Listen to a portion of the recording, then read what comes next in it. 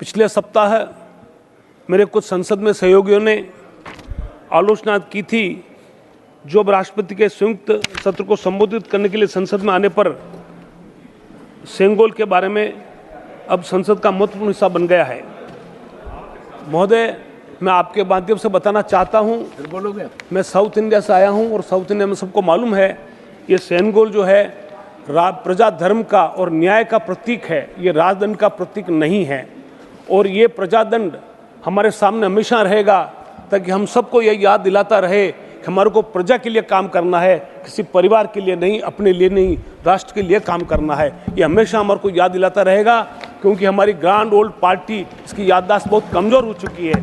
इन बात को ये उनको इस राजदंड को अपने परिवार का राजदंड मान के चलती हैं। और ये आज हमारे खड़गे जी से परिलक्षित हुआ कि जिन खड़गे जी का हम आदर करते हैं, 6 करोड़ की जनता ने खड़गे जी को चुनकर भेजा है यहाँ पर कर्नाटक की, और पूरा देश उनकी तरफ देख रहा है। बड़े अनुभवी नेता हैं और उन्होंने जब कहा कि इस महिला ने मुझे इस पद पर पहुंचाया है, मैं समझता हूं मेरा तो शर्म से सिर झुक जाता है कि ये राष्ट्र में कभी किसी का संभव नहीं हो सकता कि कोई एक महिला किसी को नियुक्त करे। इस 100 करोड़ के 140 करोड़ की जनता का ये अपमान समझता हूं मैं। सम्मानित सदस्य, ये व्यक्तिगत आक्षेप जो लीडर अपोजिशन पे, ये आप ऐसे नहीं लगा सकते ना। हाँ, कोई बात नहीं। हाँ, इसलिए आप शुक्ला जी हमारे जो राष्ट्रपति का अभिभाषण है, अध्यक्ष हमारे पुराने मित्र हैं, थोड़ा राजनीति, ठीक है, मैं कुछ भी अगर बुरा लगा हो तो मैं वापस लेता हूँ। साथ ही मैं ये कहना चाहता हूं कि मेरे पिछले सप्ताह विपक्ष में मेरे मित्र संविधान की प्रति लहरा रहे थे, संविधान की प्रति लहरा रहे थे। वे एक झूठी कहानी गढ़ने की कोशिश कर रहे थे, वे इसके रक्षक हैं और बाकी सब हम लोग इसको समाप्त कर देना चाहते हैं। उनकी याददाश्त कमज़ोर हो गई है, उनकी याददाश्त के लिए कुछ उनका दवाई कुछ करना पड़ेगा। मैं उनको याद दिलाना चाहता हूं कि 1975 में संविधान का गला किसने घोंटा, मैं इस बारे में बहुत चर्चा विस्तार से नहीं करना चाहता क्योंकि समय की कमी है। लेकिन किस तरह से जयप्रकाश नारायण के और किस तरह से यहाँ बैठे हुए कई हमारे नेताओं के, पूज्य नेताओं को किस तरह से जेल में डाला गया, और बड़े शर्म और दुख की बात होती है आज हम एक दूसरे के वाहवाही कर रहे हैं और उस पर पर्दा डालने की कोशिश कर रहे हैं, उसको बोलने की कोशिश कर रहे हैं और एक भ्रम फैला रहे हैं कि संविधान के रक्षक वो हैं, जबकि संविधान के सबसे बड़े घातक वो हैं।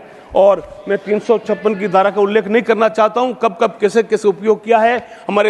हमारे डीएमके के जो साथी हैं उनको याद होना चाहिए कि 99 में उनको किस तरह से वो सरकार गिराई गई। उसमें 98 में हमारे गुजराल साहब की सरकार इसलिए गिराई गई, हमारे डीएमके मित्रों याद रखिए, इसलिए गिराई गई थी कि जैन कमीशन में उन डीएमके का नाम आने की वजह से उनको कहा कि अगर ये उनको नहीं हटाया गया तो हम इस सरकार से समर्थन वापस लेंगे। और उस समय की सरकार, गुजराल सरकार ने राइटली ही उनको डीएमके को हटाने के लिए हाँ नहीं भरी, तो उस सरकार को गिरा दिया गया और किस तरह से उनको प्रताड़ित किया गया ये सब हमारे डीएमके के साथी भूल गए हैं। और करुणानिधि को जेल में किसने डाला महोदय, और इनके जो हैं ये राजा कनिमोझी जो जेल की गिना रहे थे, हमारे भाई मित्र आम आदमी वाले कि जेल जाने वालों की सूची गिना रहे थे, उसमें ये भूल गए कि राजा को और कनिमोझी को इन लोगों ने जेल में किसने डाला, हम तो नहीं थे। और महोदय ये भूल जाते हैं कि ये जो पार्टी जो बैठी है इनके बगल में, इस पार्टी ने आंदोलन चलाया था 2013 में, 11 में, 12 में, और एक नरेशन किया था, जिससे नरेशन की बात हो रही, कैसे एक नरेशन स्थापित किया जाता है झूठा या सच्चा। इस सरकार को हटाने के लिए किस तरह से आंदोलन हुआ था और किन किन लोग उसके साथ उस आंदोलन में जुड़े थे, ये बड़ा सोच का विषय है। और वही ताकतें आज फिर नरेशन साबित करने के लिए आ गई।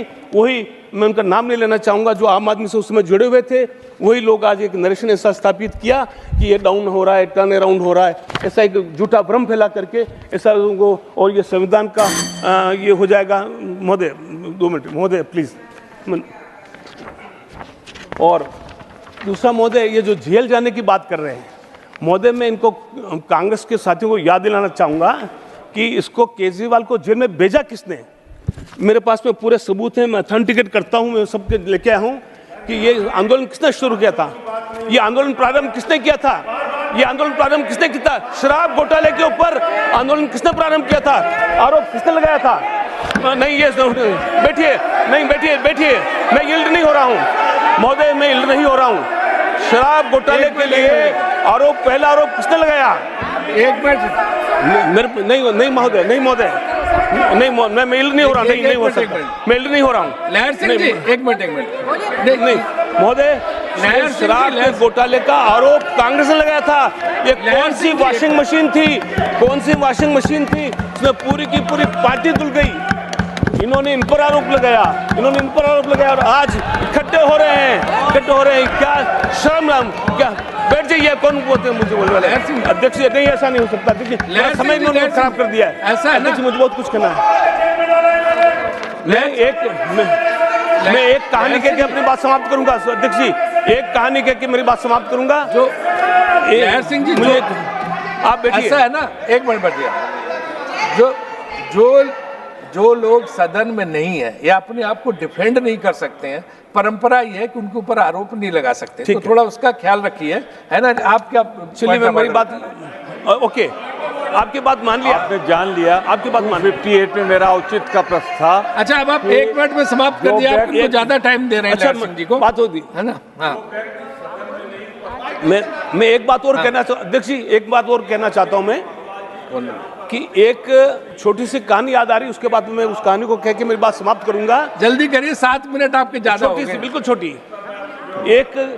एक आदमी के खिलाफ कोर्ट में मामला चल रहा था, तो उसने सोचा कि मैं हार जाऊंगा। उसने अपने साथियों को तैयार किया कि जैसे ही कोर्ट में फैसला, चाहे कुछ भी आओ, आप लोग जिंदाबाद जिंदाबाद के नारे लगा देना। तो जैसे ही कोर्ट में फैसला आया, तो उसके लोगों ने, उसके खिलाफ था फैसला, लेकिन उसके 150 आदमी जमा हो गए और उन्होंने जिंदाबाद जिंदाबाद के नारे लगा दिए। तो जो बेचारा जीतने वाला था वो कंफ्यूज हो गया, और उसको जब 10 दिन के बाद मालूम पड़ा कि वो तो उस केस जीत गया है, तो ये हारने वालों ने नारा ऐसा लगाया जीत गए हो। और